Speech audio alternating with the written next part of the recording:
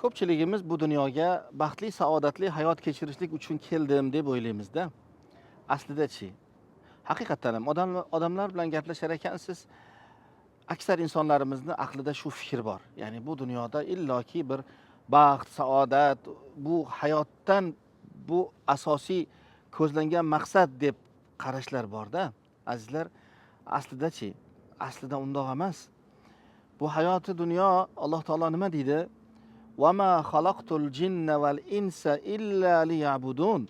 Men bu dunyoga, hayotga sizlarni ey insonlar keltirar ekanman, menga ibodat qilishliklaring uchun keltirdim.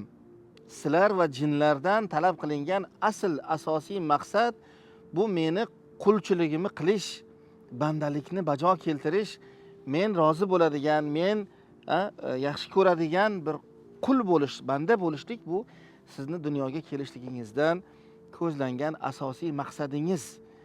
Baxt, saodat va yaxshi yashash, to'q yashash bularning hammasi ikkinchi, uchinchi darajali uni orqasidan keladigan narsalar.